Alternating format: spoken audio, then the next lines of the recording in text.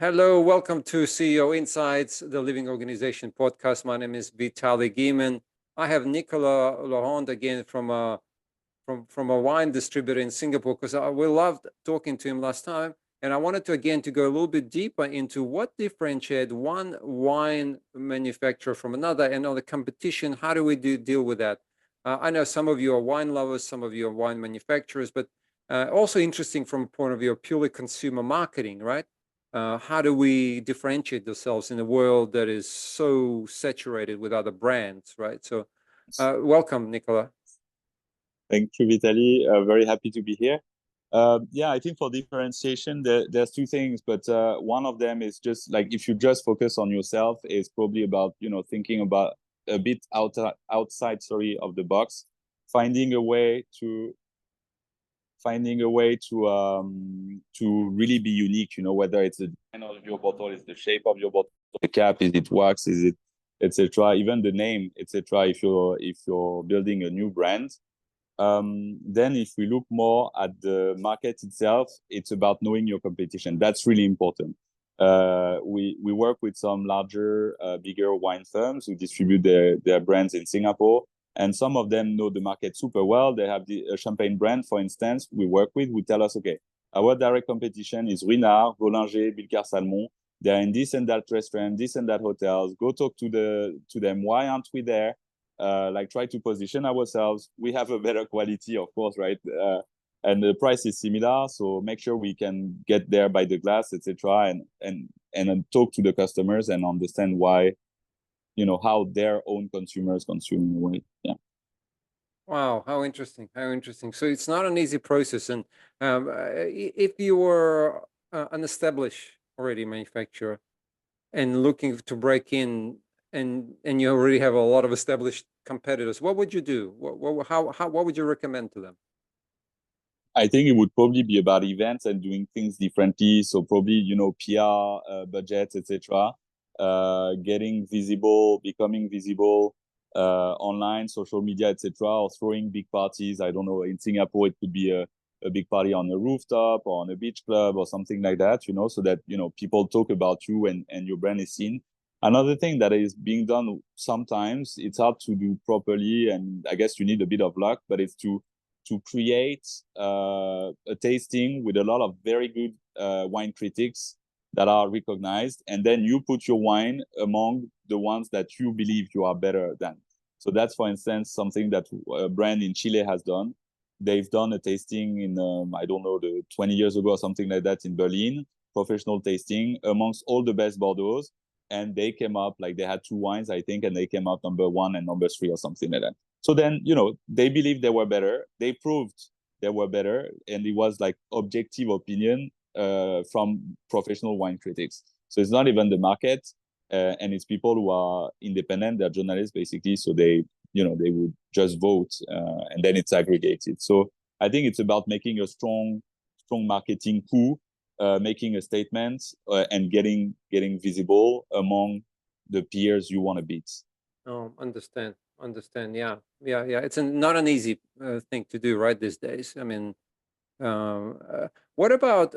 I want to ask you this. There are some brands that I've heard, oh, you know, that are really good at telling a story. I forgot the name of the brand. Some it was something about convicts and Bush. yeah, well, Bush, and it's another.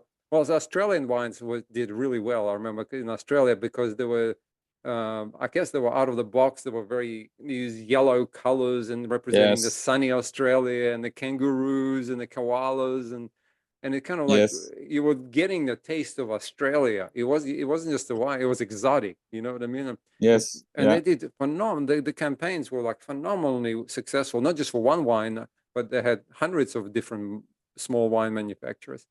How do Yes. you, and in some respect, the French wines are like, well, they don't have that advantage of exotic.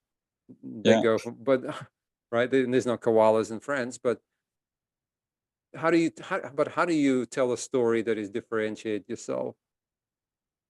I think one way that a lot of, excuse me, can we cut the video just 1 second, Vitaly? Sorry for that.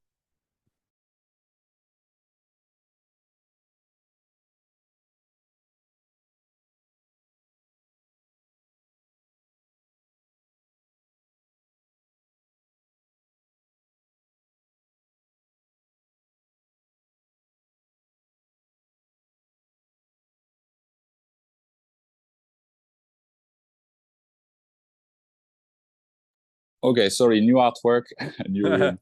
No problems. I was sharing the room with my wife who was having a cold, and apparently I'm the one who has to move. So No problem. that's No okay. problem. Sorry for that. I'm back. Yes. Do you want to ask your question again? How do you tell a story when you're already much more established, like a French wine, Italian wine, where you're not a new kid on the block anymore? How do you reinvent yourself? I think that's when you have to go back within in a way and understand the terroir and so there's one thing which is very important in fine wine is the place where the wines come from. The most epitome of this is Burgundy, or you would have the same in Italy, in Piedmont, in Barolo and Barbaresco.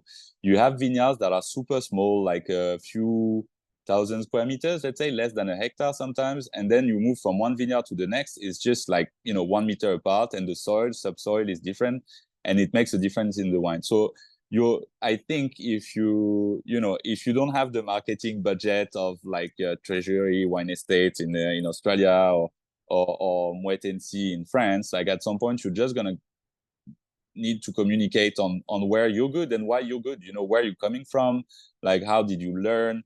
Are you a fifth generation winemaker and you learned from your grandfather when you were 12 years old? You were already going in the vineyards, or were you a former, I don't know, philosophy professor, and at some point you were like, okay, let's go make my own wines. So then who were your mentors? Who did you learn from? These days there's a lot of as fine wine prices are going up, a lot of the top wines are not affordable enough anymore for some of the wine drinkers. Sorry, so then you would always look at value or look for value, and then you're gonna want to drink the second best if you cannot afford the best anymore, or the third best. And how do you find that? Usually, you would look at the mentees of the top winemakers. So often enough, we would say, okay, Arnaud Lachaud in Burgundy.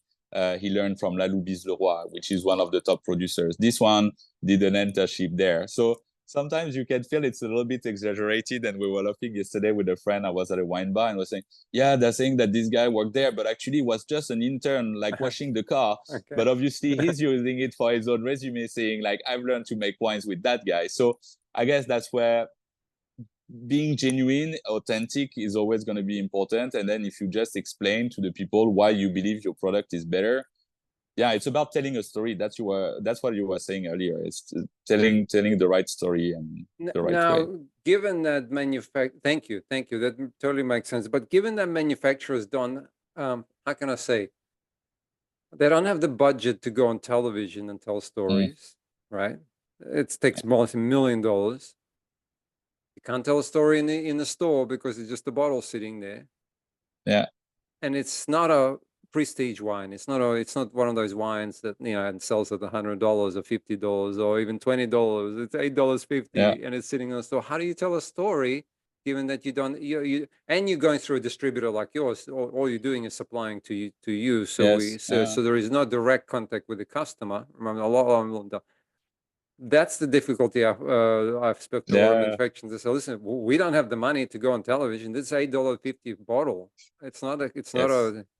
So how do we break through the market where when you can't really have access to storytelling to the customer and customer? Honestly, I believe social media are really an amazing tool. I'm the Instagram generation. The next generation is TikTok. I started using TikTok passively recently.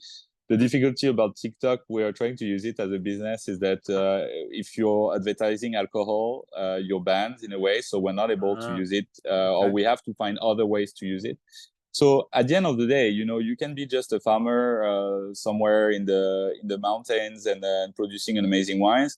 If you have a good Instagram profile and you manage to get the right following, and usually on Instagram, as I understand, I'm not an expert, but what's important is consistency, to have a precise way of communicating information and to be consistent. So that's one. TikTok is probably more about being cheeky and fun, etc. So that could be like a brand image you want to give. And then, so that's for the image of the brand itself. At the end of the day, I believe today YouTube, Instagram, Facebook, TikTok are probably much more powerful than television, right? Yeah. And then once you're at the shop, it's a very simple thing. Put a QR code at the back of your bottle on the back label.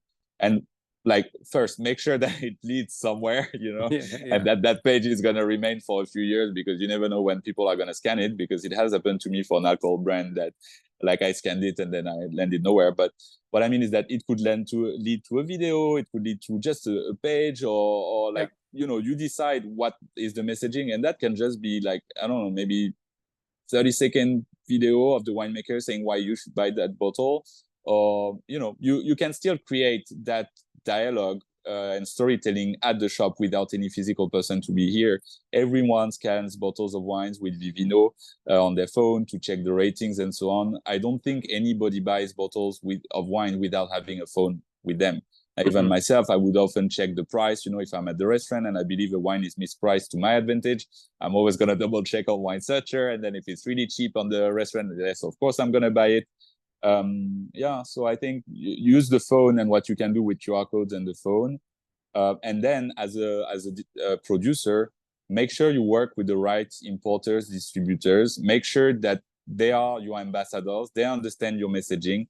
And it's not just about talking to their procurement team. You have to talk to all of their sales teams, all their marketing teams, because here again, you're competing with people maybe that are from a completely different region. Let's say I'm Italian and I'm competing against like a Spanish and a French. And if I go see my distributor in Singapore like twice a year and everybody else is coming once a year, then the whole team knows me better. If I'm staying just maybe 1 or 2 more days, you know, and I take the time to spend a bit of time with the different teams and kind of become their friends, then they're gonna think of me more than they're gonna think of the French and the Spanish wine, right? So then they will understand my message better. They would relay my message better. And since maybe they've tasted more of my wines than they've tasted the wines of the competitors, then when someone is gonna tell them like, hey, what should I order? Like they're just gonna push mine because that's the one they know best. And that's not just the sales team, it's other people within the company, because anyone can be an ambassador of the wine. So sometimes it's about just being inclusive as to the people you get into the B2B tastings when you're tasting with your distributors. And we find that, you know, people from finance sometimes, or logistics, they're a bit intimidated, but when we invite them to a tasting because we have enough space or whatever, they're like, wow, you know, finally I work in a wine company, but I'm just in finance, so it's just another spreadsheet. And they're like, now I understand a bit more about the passion. And so yeah, just being inclusive, I think, is important. Inclusive. Wow, thank you. Yeah. Thank you. Nicolas, thank you so much for all your wisdom. You know, you obviously, you know, you can probably spend hours talking about this, but Yeah. we'll stop here, and we thank you again. We'll have you again on our wine channel. Thank you.